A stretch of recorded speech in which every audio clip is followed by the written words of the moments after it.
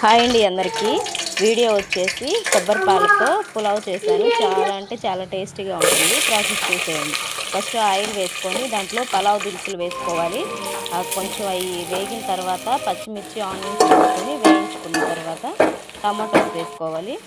Tomatoes కూడా మగ్గిపోయాక కొబ్బరి పాలు పోసుకోవాలి. కొబ్బరి పాలు వచ్చేసి 1 గ్లాస్ రైస్కి 2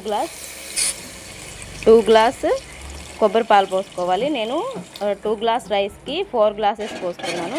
ఈ విధంగా పోసుకున్న తర్వాత దాంట్లో కొంచెం సాల్ట్ వేసుకొని నీళ్లు మసలనివ్వాలి. నీళ్లు మరుగుతున్నప్పుడు దాంట్లో మనం ముందుగా కడిగి పెట్టుకున్న రైస్ వేసుకోవాలి.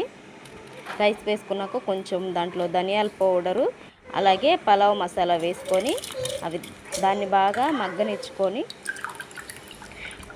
కొంచెం సేపటికి కొబ్బరి పాలతో పలావ్ రెడీ అయిపోతుంది. చాలా అంటే చాలా టేస్టీగా ఉంటుంది. తప్పకుండా ట్రై చేయండి. అండ్ ఫైనల్గా పైన కొత్తిమీర పుదీనా చల్లుకొని దించేసుకోవడమే. చాలా అంటే చాలా టేస్టీగా ఉంటుంది. Thank you.